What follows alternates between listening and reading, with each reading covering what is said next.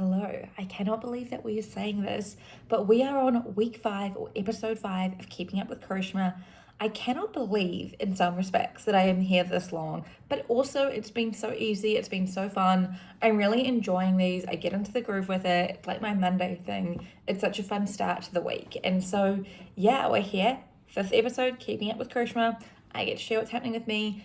You get to hear all about it. And yeah, it's been a good month or so.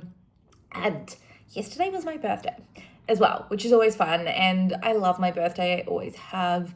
Had a really fun time at the gym, got a workout in, which is nice. And then I also was able to go out, eat some food, have some cake, get some presents. I thought I would actually share some of my presents because I really love them and I just want to share them with the world. So the first one that I got is this Hello Kitty, I think it's like a Stanley Cup, which is great for someone like me that is terrible at remembering to drink water. And on top of that, anytime something has Hello Kitty on it, I love it. I am such a big Hello Kitty fan that just this being on here makes me love it a million times more. And then we got some stationery and stickers and things like that, which we love. And then on top of that, these. So I don't know if I've actually mentioned these videos, but I have ADHD and I got diagnosed end of 2024. So it's been just over a year. And as part of ADHD and taking medication for it, one thing that I was told, and I've noticed it as well, is that stimulant medication, when I take it from time to time, it really dehydrates you out. It just, you can get headaches, you need to remember to drink water, whereas if you have ADHD, it's not always a thing. And then just generally, I think I just don't drink enough water because of the ADHD. I guess I'm just not great at paying attention. And so I've noticed as of late that when I drink electrolytes or I have electrolytes, it makes me just feel better. And I'm like, oh my gosh, I think I'm just super dehydrated. So I got these ones yesterday. It's an Australian company called Sodi. And these ones are their everyday hydration salts in the salty passion fruit flavor. And I really love this one. It tastes so good. I have noticed that when I take electrolytes, I feel better almost instantly. It actually blows my mind how good I feel. Just in the first, I just finished drinking and I'm like, damn, I feel really good. So this is really good. And so yeah, so yesterday was a low-key day. Had some cake, had some food. Had a cake from the supermarket and it was pretty good in the scheme of things. It was a red velvet cake. But it did remind me that I make a really good red velvet cake. So I am tempted at some point to make a cake. And yeah, maybe, I don't know, one day I want to do a blog of cakes or something like that. Just share things that I've been up to and things like that. So yeah, that was my birthday yesterday. Kind of low key, but kind of fun. And I've got things and catch ups with people in the next few weeks as well. So that'll be really nice. And then the other big thing that I want to talk about today is work updates. So if you watch some of my earlier videos, and I recommend you watch them if you haven't already, in terms of work, I am a writer and editor and instructional designer, creative consultancy, that kind of thing. I basically help people finish the writing projects that have been on their to-do list for too long. And I also do corporate work that kind of falls under learning and development or instructional design. So that's kind of what I do. And I also do human design readings on the side as well. And so 2 things have sort of happened which are kind of huge for me. One is that the human design website is ready, it's up and running.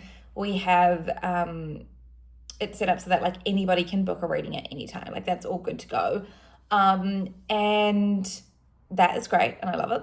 And then I've also now got my writing website. That got finished late last week and it's even got amazing long form articles. And the great thing about these articles is that they cover things that I've wanted to talk about or wanted to write about for a long time. And because I've got the long form article done, it just means I have to repurpose it in a shorter way, just edit it down for social media if I want to post it on LinkedIn or Instagram or Facebook or wherever it is. So I feel really, really good about what's happening with my writing stuff. And with that brings a 2-week campaign of launching human design readings with what will be a 25% off promo for the first few weeks when we're launching these officially.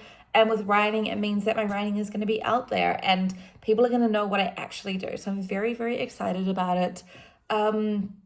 So yeah, I feel there's probably room for me to get more detailed on this and spell it out more concretely or kind of go into the depth of it all. But because these are just free talking videos where I just go on and talk about whatever and whatever's happening.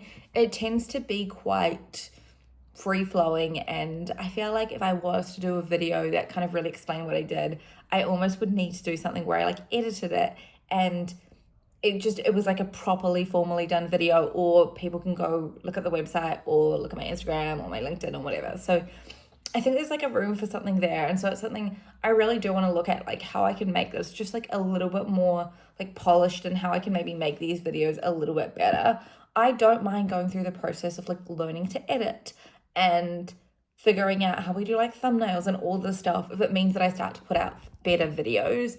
This really was just a case of me learning to like just try something new for the fun of it and putting these out there, and like who cares how they turn out. And I found that I've enjoyed them, and I think I do want to turn it into something more, but like we're just slowly going with it. So we will see what happens with these videos. They are going to continue weekly, but I think there's room for something more. But we'll see what happens with that. And then the last thing that I want to talk about, because I mentioned it on my Instagram, is about hula hooping. So hula hooping is something I have a very interesting relationship with. So we're going to go into a little bit of story time. I'm just going to take a sip of my drink, which is the electrolytes, by the way. And then I want to tell you the story about me and hula hooping, and we're going to go back 10 years for this. So let me take a sip of my drink and then we'll get into it. It's very, very good. Okay, so me and hula hooping. If you don't know me, about 10 years ago, I went to a festival. I saw a girl hula hooping. So this is late 2016. And I absolutely like saw it and I fell in love. I was like, what is this hula hooping sorcery? It is the most beautiful thing I've ever seen. And there was just something about her energy and passion that really made me want to do it. And I also started talking to her, and I like stalked her Instagram, watched her videos like a million times. And I was like, she's only been doing this for 3 years. I really want to be able to do this. And I was like, maybe I can see how far I can get in 3 years. And after that point, I got obsessed. So if you had followed me or knew me through Instagram, or you just knew me generally, 2017, 2018, 2019, I was obsessed with hula hooping. I would post videos all the time. I used to live near the beach. I would wake up, go and do some hula hooping. I would record it. I would go at sunrise. I even used to take a hula hoop to work at lunchtimes for that.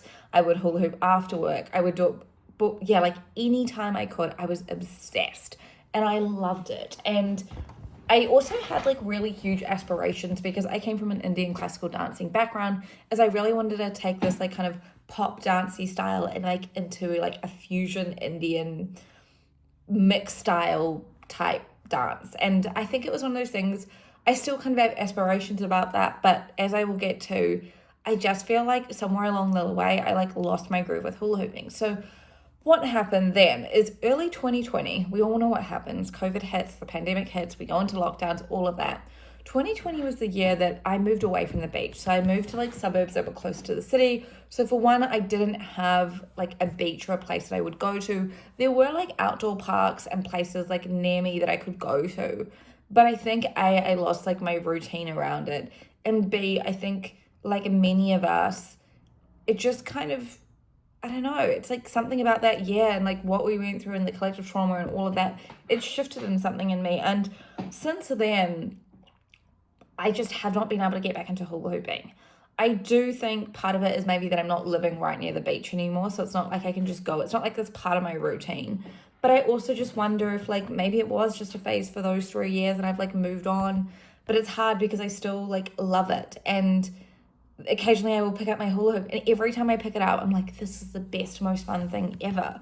And so like I thought about what I could do. Like I could do like maybe like a 30-day, upload a hula hooping video every day for 30 days and see if that makes me want to like hula hoop again. Like I thought about doing that. And like actually as I'm talking this out loud, I'm like, maybe I just need to try that once and for all. Hula hoop, upload a video every day, see if like just doing it every day for 30 days can jog something. Or part of me is like, maybe I just need to accept it as something that was like this obsession, hyperfixation, and then I'm like ready to move on. I don't know. All I know is that I just don't feel the same way about hula hooping. Like, and not to say that I don't love it, but like, I don't have that like internal like yearning and drive and hyperfixation and that like obsessiveness that I have about it.